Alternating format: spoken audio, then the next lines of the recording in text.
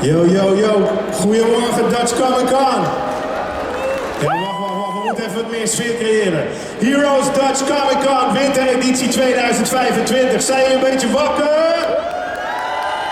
Dat kan harder. Mensen, kom naar het podium. Mensen, kom naar de mainstage. People, come join me. We got a legendary Q&A set up to start this day and this weekend. Zijn jullie klaar voor vandaag? Ik wil even iets meer energie. Zijn jullie klaar voor vandaag? Okay, kijk. I'm gonna switch to English right now because we got a legendary actor who's gonna kick off this weekend. But before we start, if you want to grab a selfie, get an autograph, you do it at the guest square, right? Ik ben daar zelf natuurlijk ook later met mijn eigen merchandise. Ik ga weer op tour, kom even langs bij mij. Maar kom ook vooral langs bij Carl Lumbly. So on stage it's just gonna be the Q&A. If you want to ask him anything, go ahead in a second. But first I'm gonna talk about him. This man has been around for decades. He was in Escape from Alcatraz in the 70s, Clint Eastwood classic. He was in so many movies. I want to mention this one. The Adventures of Buckaroo Banzai Across the Eighth Dimension. Kent iemand die? It's a cult film, 1984 with Peter Weller, who played RoboCop. Anyway, he was in a TV show called Mantis. He was in Cagney and Lacey. He was in so many shows, so many movies, but of course you may know him as Isaiah Bradley. Where are my Marvel fans? Come on, Utrecht Lacho. You know what I'm saying? The original Captain America, don't play with me. So give him a warm Heroes Dutch Comic Con welcome. Here is the one and only Mr. Carl Lumbly.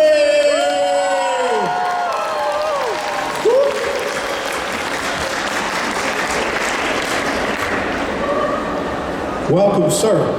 Sir, thank you. We just met backstage, great energy. So before we go into the Q&A, guys and girls, if you have a question for Mr. Lumbly, think of what you want to ask and you can line up behind the mic in a second. But before we talk about your extensive career, man, could you tell us how it started for you? I mean, you were born in Minneapolis, if I'm not mistaken? Minneapolis, Minnesota. My family from Jamaica. By way of Jamaica? Yes. And then you started as a journalist? That's correct. I started as a journalist. I worked as a journalist for a couple of years, and I was assigned a story about a theater. And when I got there early, and they handed me a card, which I thought was an audience survey card, but it turned out to be an audition card. And I thought it would be great to write the story from that perspective. So I went through the audition process and I happened to get cast. I told them that I was a journalist. Wow. And then they called back and said, it doesn't matter if you want, we'd like you to be a member of the company. I joined the company for a year and a half, and then the rest just kind of tumbled out. Wow, so you started as a journalist and then from there on you kind of got into the plays and the theater work? First stage. I started off in stage. I did stage for 2 years. And then I had moved to San Francisco. I went from San Francisco to Los Angeles and got agents and began doing film work and television work.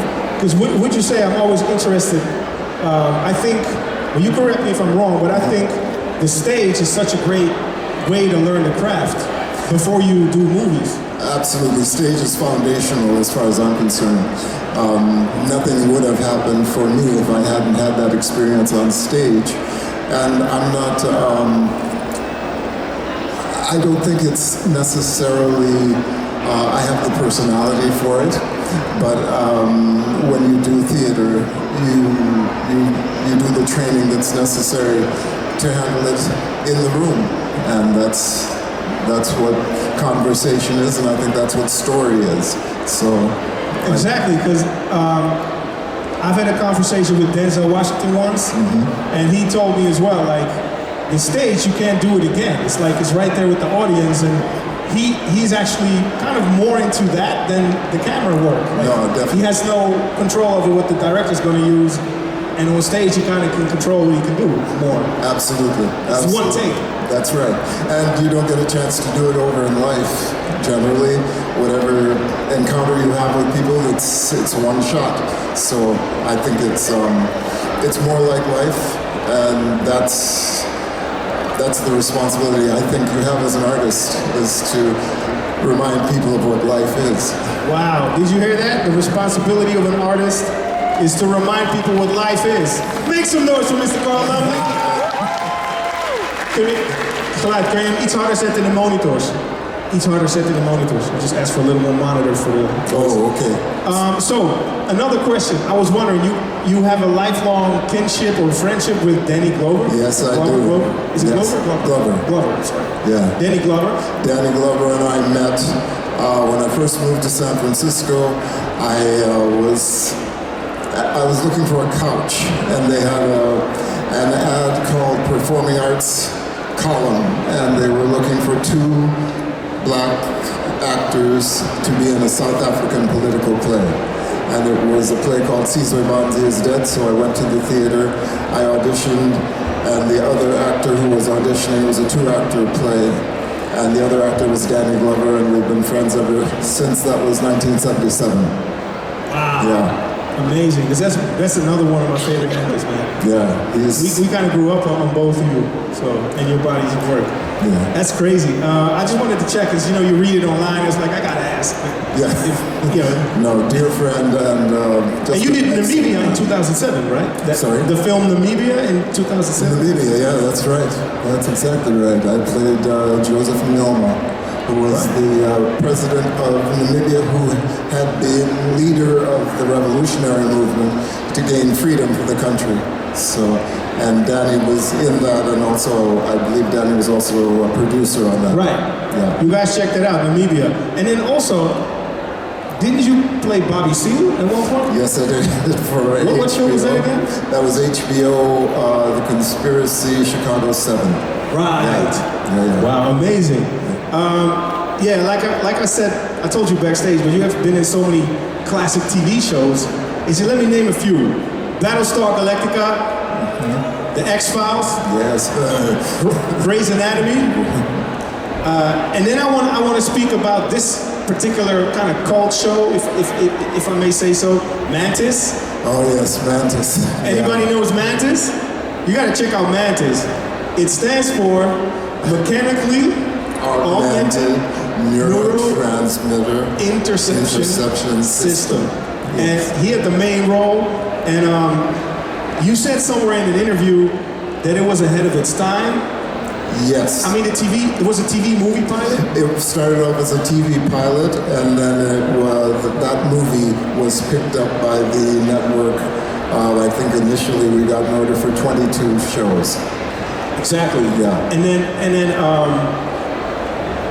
why do you think it was pretty short-lived for originally such a phenomenal concept with you and just the way it was set up? I loved it, and then it seemed like it was, these are my words, but kind of like if they changed it or it was more watered down, or they changed the concept or something? Brain, I think what I would say is that, like all of us, we all mature. And the industry, the television industry in the States, had to mature to be able to accept a black superhero. And the maturation level was enough to accept the idea of it, but maybe not enough to sustain it. Wow. Hey, make some noise for Mr. Carl Lumbly. I hear you. Yeah. I felt that. And so you guys check out Mantis. That TV pilot is crazy. You can check it on YouTube probably. I'm trying to buy the DVD, but it's really hard to get. It's hard to get. It's hard to get. But it started something, because I think a lot of what we see now is the maturation of the industry. Exactly. And when you take into account something like what Marvel did with Wakanda and Black Panther, I think there's definitely a continuum there. Yeah, but and Isaiah Bradley want to talk about that more. Amazing. So you have been part of some of the most interesting science fiction kind of like shows, and sometimes horror even. Because I wanted to mention The Fall of the House of Usher. Oh yes. Anybody knows The Fall of the House of Usher? Netflix? There you go. Netflix, yeah. Mr. Lumbly's in there as well. Is that like a coincidence, or do you love science fiction yourself? Or? I love science fiction. I don't love horror, but I do love science fiction. But it's I guess it's happy accident, or I feel like the things that have come to me because I was supposed to get the opportunity to do them. So I just try to be ready for whatever comes up. I don't have necessarily a favorite genre as much as I like interesting characters. And right. Sometimes science fiction provides more interesting characters than other styles and genres. Definitely, and also in that show on Netflix, you kind of like command with just a look on your face. It kind of, the way you play in that show. I got that from my mother. She was not playing around. No, neither of my parents. Part of what they felt the responsibility of loving me was to guide me, and sometimes if you're going off path, there isn't time to shout, so you have to be able to do it with a look. So, and you conveyed that in the show for real. Even in the trailer, if you look at that trailer, Fall of the House of Usher, like it's amazing what you do there. It kind of reminds me of Pacino in Heat, even like how he just could be like, ha, and he takes over the whole scene by just saying one thing. And you don't even speak, and you take over the scene. Well, I think the key for acting, in my view, is listening. I think, acting is about being present. And the only way to really be present as an actor is to listen to what is happening around you and be ready to respond. And sometimes that response is merely letting people know that you heard what they had to say. I totally understand that. And what was it like to work with Mike Flanagan, who also did Dr. Sleep? Yes. Mike Flanagan, I think, is a genius, and it's always a pleasure to work with a genius. He's also a beautiful human being, and he believes in family. So what he has created is an opportunity for actors to come together. You become kind of a part of his family, and once he views you that way, he keeps bringing you back. So I feel fortunate to be part of that Flanagan. I think they call it the Flaniverse now. Oh wow, the Flaniverse? The Flaniverse. Incredible. So, Isaiah Bradley, Carl Lumbly, you are Isaiah Bradley in the legendary Marvel shows and movie. I mean the show and the movie. Mm-hmm. Brave New World, iemand gezien? Yeah. Thank you. And then the show before that? You seen that too? Oh, Falcon and the Winter Soldier. Yeah. Make some noise if you love those Marvel shows and movies. So there's this incredibly calm, authority kind of vibe, yet a vulnerable, almost bitterness, and authentic uniqueness about how you portray that character with this mental and physical flexibility of the perfect human, the super soldier thing, but then also the pain of injustice done to the character underneath those layers of strength and power, which reveals so much of a solid personality. And you have this organic way of conveying all these emotions of that calm yet authoritarian character on screen. Now, how do you prepare for a role like that? I believe I prepare for that role the way I prepare for every role. I do research. I try to get as much information as I can about what that character has been through and the time surrounding that character. And in this case, for me, Isaiah Bradley is, yes, he's about the fact that he had the serum and there was a lot done to him that was wrong, but he also was quite heroic. He went on a mission that was supposed to be a suicide mission, and he survived that. And he came back from that mission and he was put in prison, and he survived that. So beyond everything else and all the bitterness he could feel, I think is the joy of survival. And the key to his survival is love. He was married to a woman called Faith, so he maintained his faith through everything that happened to him, including being separated from her and having been in prison after she passed away. But he still holds on to that. So with faith in your heart, there's only so much true damage that can be done to you. You know, you can have limbs removed, you can have your mind altered, but I don't think you can ever lose love in your heart. And so that's what he holds on to for survival. Wow, that's amazing. Because Isaiah Bradley is it's probably one of the most interesting story arcs in the whole MCU, I think. And would you say, like, so the Falcon and the Winter Soldier showrunner Malcolm Spellman, he stated in an interview, I think with the Hollywood Reporter, he said something like this: Isaiah Bradley represents Sam Wilson's fears overtaking the Captain American title. So Isaiah is the living embodiment of Sam's doubt, and Isaiah tells the truth. You feel that's correct? I do think that's true, because I think Isaiah doesn't understand the world that Sam is living in now. He has a full understanding of the world that he was able to survive, but Sam represents moving forward into the future. And Isaiah doesn't really commit himself to the future in the same way before he meets Sam. But I think Sam inspires him, as I believe the generations do. There's a responsibility for the generation that came before to reach back, but there's also a generation for the responsibility for the generation coming forward to communicate what the world is like right now.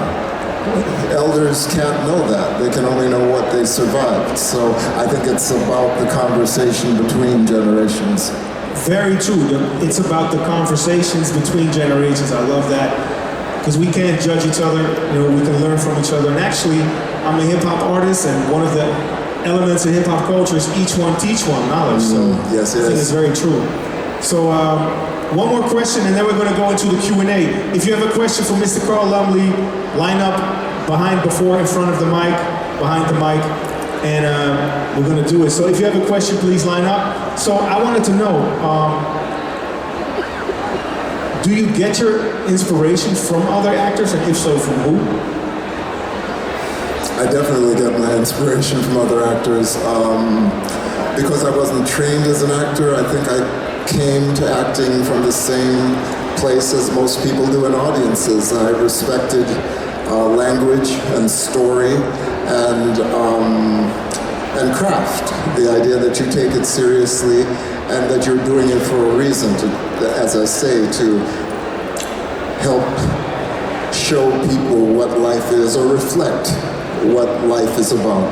So first, of course, was Sidney Poitier, who, because he was a Caribbean man, he represented things that I knew from my father and from certain men that I knew.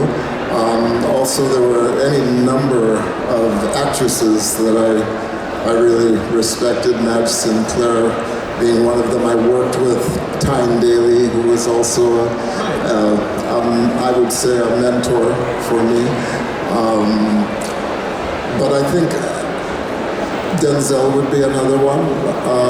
I think I respect people who take it seriously and who believe in art, because I believe in art. I think that's living artistically is a challenge, but it's also a triumph. And I know a lot of people who are as talented, who didn't get the opportunity, who could be sitting here. So I feel a responsibility to represent them and do them proud. That's great. I love that. So we're going to move into the Q&A. Start with the first question for Carl Lumbly. Hi. Hello. It's very good to meet you. My name is Marisa. I have a question. What would you say are you most proud of, either in your career or in your life? Because when you started as an actor and you grew, I'm sorry, I'm so nervous. No problem, Marisa. I'm nervous too. Okay. Because actually, one of the questions that I wanted to ask was your last one. So I was like, what was the question? But I really want to know what you're proud of. What you're proud of? Yeah. Good question. I think what I'm most proud of is, there's acting and there's show business.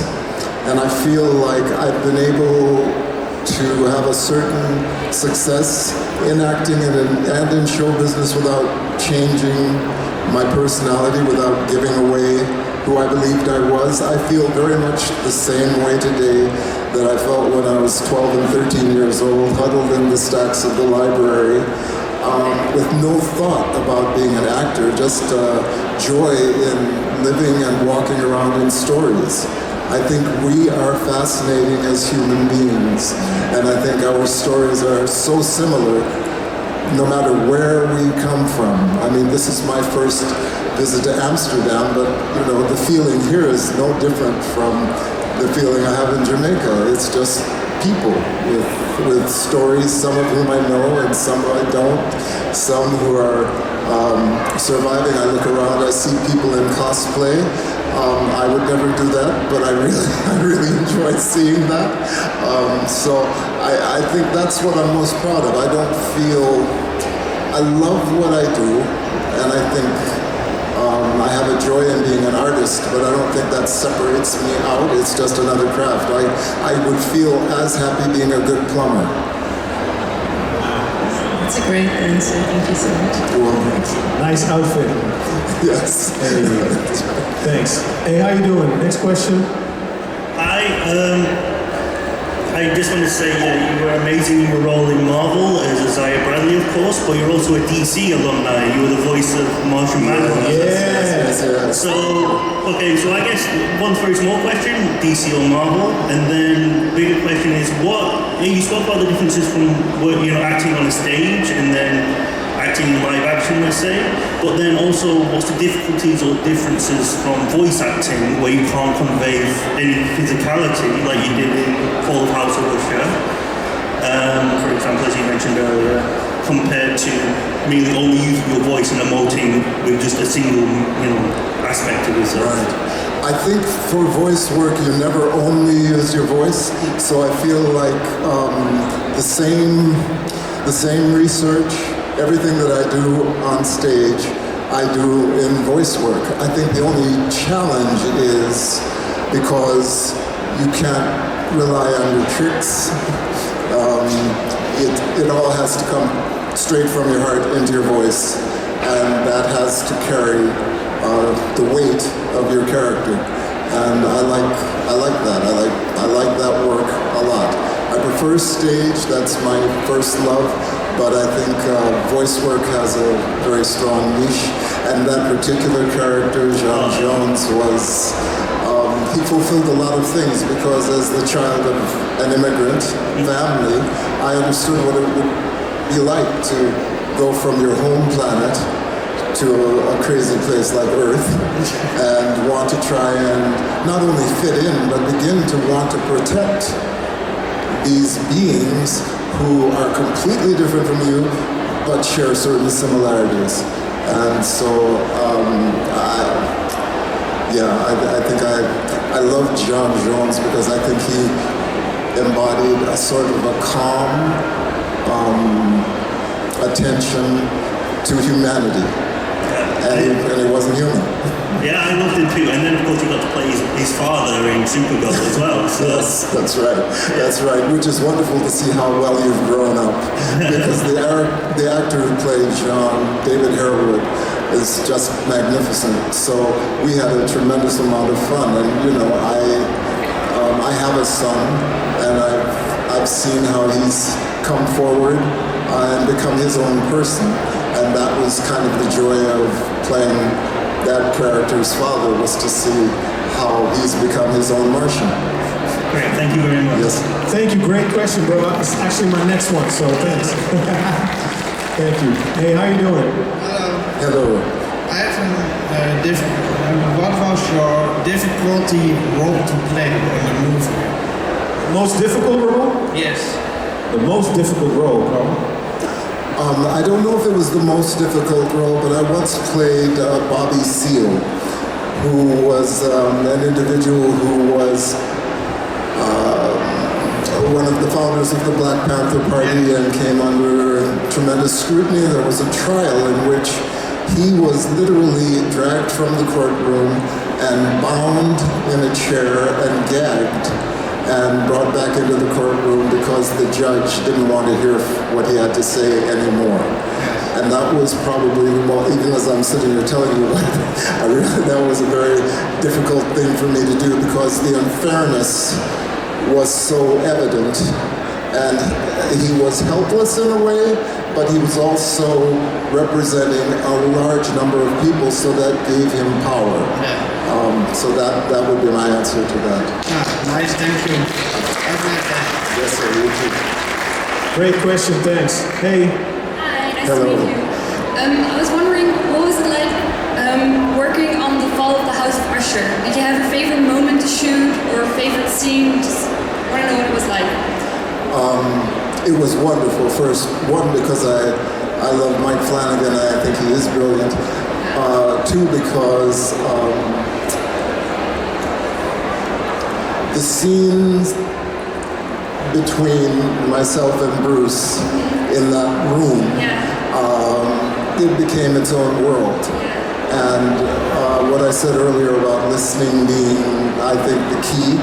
I got an opportunity to do a lot of listening, and then also responding. And the fact that story spanned both of our lifetimes, and that my character Augie had as much to do with where we were, I would say that's some of my favorite scene work in my career so far. I can imagine. It's a really fun scene to see, and I love them. Also, at the very end, it's probably difficult to tell, but when the house was falling apart, there's a scene of my character running for the door and sliding the last 12 feet, and I was very proud of that. Yeah, it was really cool to watch. We are proud of that too. You did great. Thank you very much. Thank you. Thanks. Nice you're asking about that show. Thanks. Yeah. Hi. Hi, first of all, very nice to meet you. Thank you for being here with us. I had a question because you've done work that's been set in Namibia, in South Africa. I'm from South Africa originally, so it's always really nice to see actors getting involved in work in those countries as well. So I wanted to ask if that work came to you, or if you've also been drawn to doing work that's been set in different contexts, and also if you feel that you gained anything from those kind of experiences. So I think, in answer to the first part of your question, I think it's both. I think the work came to me, but I'm drawn to that work, and I don't know, it becomes cyclical, right? So maybe I'm more available for it because I'm looking forward to doing it. I think, again, making sense of characters I don't understand or I'm not familiar with, situations that I can't imagine. That's the joy, that's the meat of acting for me. And I'm sorry, the second part of your question? Yeah, just if you feel that you gained something personally from those. Insight-wise? Wow. Yes. I feel like it makes me humble because I realize that there are people who go through much worse than I do. You know, we all have that thing that happened to us that we think nobody has it as tough as I do. And then you learn about other stories. In Namibia, as an example, because Nyoma led the revolution and then had to figure out how to govern, and the challenge of moving from one to the other, and the challenge of not falling prey to power, or falling prey to power and having to pay the responsibilities for that, pay the consequences for that. I think that was very vital for me to play with, and I think it helps my understanding of human life when I have to figure out how to make my way through as a character. So yes, it contributes to my understanding and it humbles me. Nice, thank you very much. Thank you, great questions. Thanks. Yeah. Next question. What's up, bro? Hello. Nice to meet you. Nice meeting you, man. I got a question. I love your work on DC's Justice League, Martian Manhunter, John Jones. Thank you. Yes. What was it like voicing Martian Manhunter, like one of the strongest DC superheroes? It was a joy voicing him, in part because this is a character who did not have a chance to talk to anyone for several hundred years because of all of his Martian family had been killed. And so most of what he did was think. And so in voicing him, I felt that he was unused to using his voice. And because he had the ability to read people's minds, he could have cheated, but he wasn't willing to do that because that's not the human way. So I appreciated the fact that much of what he said, it was almost like talking to yourself. It was intimate, I think. Nice. Great question, man. Yes, thank you. You're welcome. Thanks. Yeah.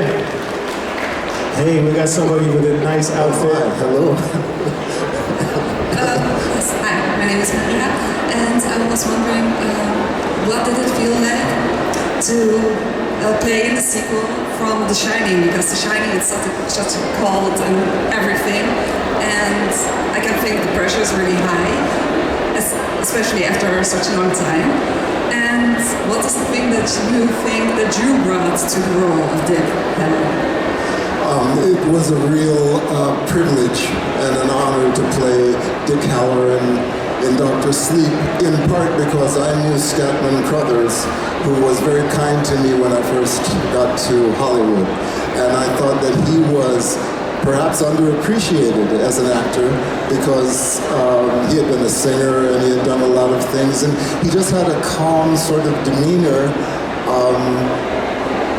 And I thought he was brilliant in the role. So when Mike asked me to be a part of it, I was terrified. And also I knew that I would have to shave my head. Which I did happily. Because I wanted to do justice to that role. I think Dick Halloran is someone who understands things beyond our understanding and recognized that this little boy had the same gift, and with that gift came the same vulnerabilities. And so he wanted to be a part of giving him, of empowering him and allowing him to move through with as much safety as you can have in a situation where you have that kind of power. And what I think I brought to it was I was able to listen to him and I believe there are energies and powers beyond what we know. I've lived with that my entire life, so getting a chance to embody that in a role was very special for me. So, yeah. Thank you very much. You're Have welcome. a great day. You too. You too. Great question, by the way. Yeah, man. Hi, nice to meet you. Nice meeting you. I used to really love watching Alias with my father. And I was wondering, there's a lot of action in the show. Is there any stunts you really wish you can perform yourself? Like, for example, that Jennifer could do or your stunt double could do? Well, I would say there were a number of things that I did myself that when I look back on it, I'm happy that I had the opportunity to do, but I also have a tremendous amount of respect for the stunt people who make you look like you've done what you can do. And since it is collaborative, the whole enterprise is from writers to makeup to actors to directors to stunt people. I think they do it better than I could do in most instances, unless it was running at the time, because I had a lot of ego about my running. So.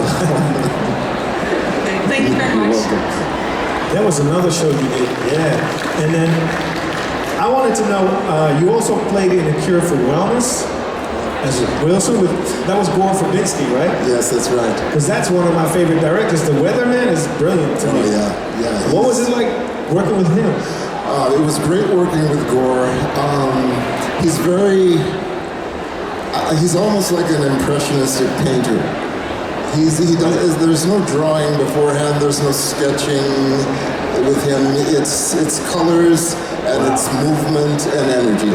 And that's the way in which he directs, and I think that's why there's a kind of an energy inside his films that is unusual. Now, that particular film was dark, and my character was greedy and avaricious and did not really care that much about human beings and what they did. That's a challenge for me because I do care a lot, but I think that playing someone who has missed out on the things that have enriched me, which I think has to happen to leave someone in a place where they don't really care what happens to others, was a good exercise and made me grateful for being me and not being him. Yeah, exactly. And then also I do want to go back to the 80s cult classic. I want to shine some light on the 84 film, The Adventures of Buckaroo Banzai Across the Eighth Dimension. I mean, that's such a quirky, weird, like 80s cult movie. I love it. You were in there with Dr. Peter Weller, who played RoboCop, to name one role. But what was it like to do that in that time, in that age, in that era with him? Well, it was great playing a Jamaican from another dimension. Yeah, exactly. It was a very strange film relative to what we were used to.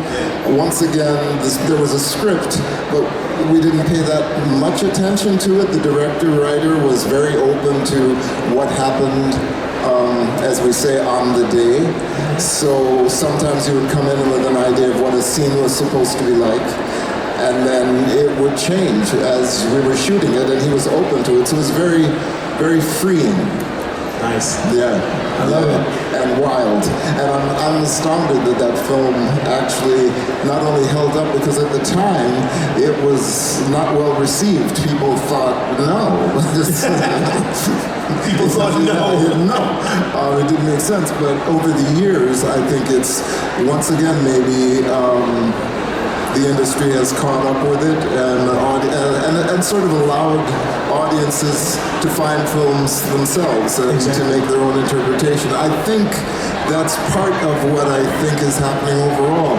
You all get a much greater opportunity with the number of things that there are out there and the different ways in which you can find them to make up your own mind about what a project is like and what it means to you. I think earlier on in my career, it was up to the critics. And if they said it was no good, then that was it. That's what determined it. Now it's wide open. It's wide open because of streaming, but also because of all the reissues on Blu-ray and 4K formats. Yes. I mean, I discovered that film because I'm an Arrow fan. Like, they put out a lot of the reissues from the 80s and new transfers. That's how I got to know that film. Okay. But, later on, but I loved it. I missed it in the 80s, so check that out if you're interested. The Adventures of Buckaroo Banzai Across the Eighth Dimension. Then, one more film I want to mention, Men of Honor, with Robert De Niro, right? Oh, yes. Anybody seen that, Men of Honor? Yeah. How you doing, Georgia?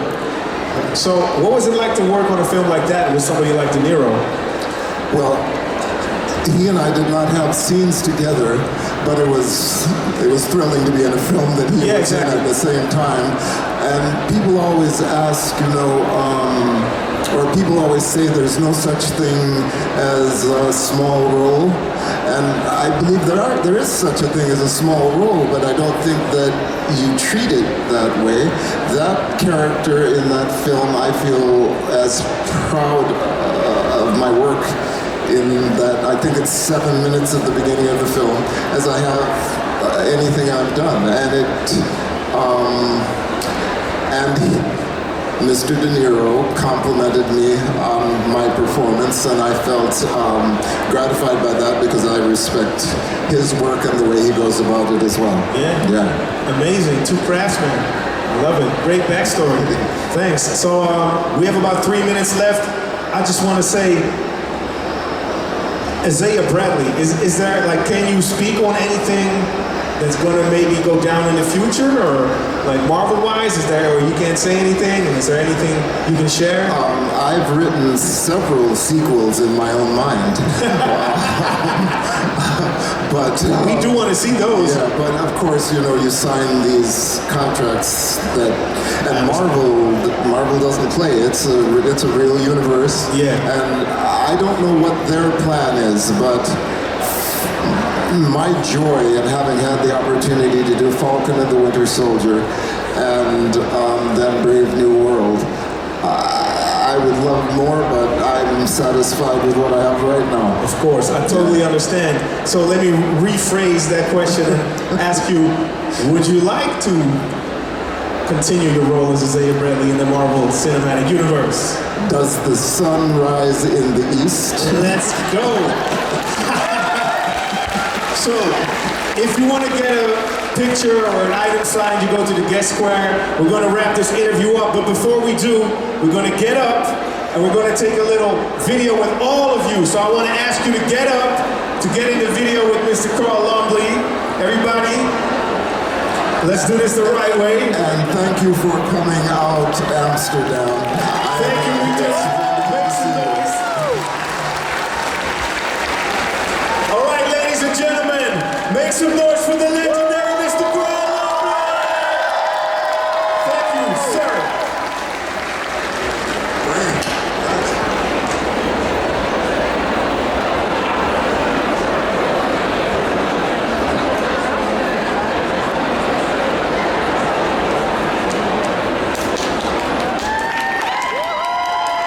Make some noise, yeah. Thank you, sir. Make some noise, Carl Lumbly. One of the best people in the world, man, let me tell you.